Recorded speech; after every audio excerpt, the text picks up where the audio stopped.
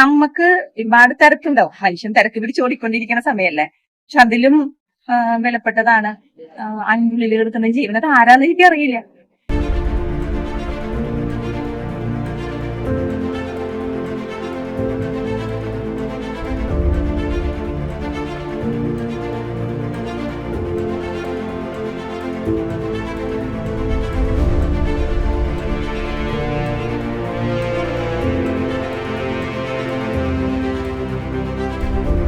ഇന്നലെ വൈകിട്ട് ഒരു ഉച്ചയ്ക്ക് ശേഷം കോലൂക്കുംപാടത്തുനിന്ന് അശ്വിനിക്ക് വരുന്ന വഴിക്ക് നല്ല ബ്ലോക്ക് ഉണ്ടായിരുന്നു. പിങ്കിന്റെ വണ്ടിയിലായിരുന്നു. അപ്പോ ഒരു ആംബുലൻസിന്റെ സഹായം കേൾക്കുന്നുണ്ട്. അപ്പൊ നോക്കിയപ്പോ ഞങ്ങളുടെ ബാക്കിലായിട്ട് ഒരു ആംബുലൻസ് വരുന്നുണ്ടായിരുന്നു. നല്ല ബ്ലോക്കാ. നമുക്ക് യൂണിഫോം ഇട്ടാലും ശരി ഇല്ലെങ്കിലും ശരി ഇരിപ്പുറക്കില്ല ഒരു പോലീസുകാരനോ പോലീസായിരിക്കും. അപ്പൊ ഞാൻ ഒന്നും നോക്കിയില്ല, ഇറങ്ങി. നല്ല സഹകരണമായിരുന്നു. പിന്നെ യാത്രക്കാരൊക്കെ പെട്ടെന്ന് നമ്മൾ പറയുമ്പോ തന്നെ അവര് ഒതുക്കാൻ സ്ഥലം വേണ്ടേ, ഉള്ള പരിമിതിയുടെ ഉള്ളിൽ നിന്നുകൊണ്ട് അവര് വണ്ടി ഒതുക്കി ആംബുലൻസ് കടത്തിവിടാനായിട്ട് പറ്റി.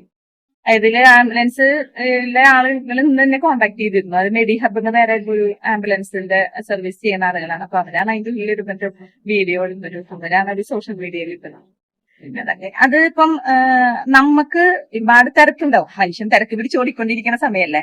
പക്ഷെ അതിലും വിലപ്പെട്ടതാണ് അതിനുള്ളിൽ കിടക്കുന്ന ജീവൻ. അത് ആരാന്ന് എനിക്ക് അറിയില്ല, ആരാണ് എന്നൊന്നും അറിയില്ല. അപ്പൊ നമ്മൾ ആ ജീവന് വില നമുക്ക് മനസ്സിലാവണമെങ്കിൽ നമ്മുടെ ആരെങ്കിലും ആയിരിക്കണം അതിന്റെ ഉള്ളിൽ ചിന്ത.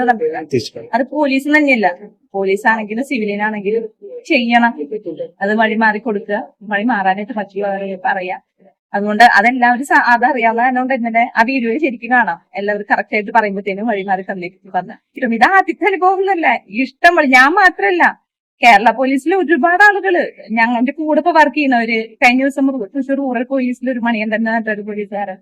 ഞാൻ തന്നെ എത്രയോ വട്ടം ഇതേപോലെ നമ്മൾ ആംബുലൻസിന് നമ്മളൊന്നും നോക്കില്ല, യൂണിഫോം ഇല്ലെങ്കിൽ പോലും മക്കളിലാണെങ്കിൽ പോലും നമ്മള് അത് ചെയ്യുന്നുണ്ട്. അത് ഞങ്ങളുടെ കടമയാണ്. ഞങ്ങളുടെ തന്നെയല്ല, ഓരോ മനുഷ്യന്റെയും കടമയാണ് ഒരാളുടെ ജീവൻ രക്ഷിക്കാന്നുള്ളത്. അങ്ങനെ നിമിത്തമാവാൻ സാധിച്ചതിൽ സന്തോഷം.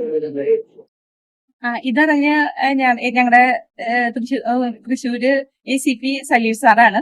സലീം സാർ വിളിച്ചിട്ട് വളരെ നന്നായി എന്ന് പറഞ്ഞു. അതുപോലെ ഞങ്ങളുടെ കമ്മീഷണർ ഇളങ്കോ IP സാറുകളാണ്. അദ്ദേഹം അതേ വളരെ നല്ല അഭിപ്രായമാണ് പറഞ്ഞത്. പോലീസ് എന്ന് പറഞ്ഞാൽ ഇങ്ങനെ തന്നെ വേണമെന്നാണ് പറഞ്ഞത്. എന്റെ കൊളീഗ്സും എന്റെ കൂടെ ജോലി ചെയ്യുന്നവരും ഇതേ റിലേറ്റീവ്സ് നാനാ ഭാഗത്തുനിന്ന് ആളുകൾ വിളിച്ച് മെസ്സേജ് ആയിട്ട് വളരെ നന്നായി. 18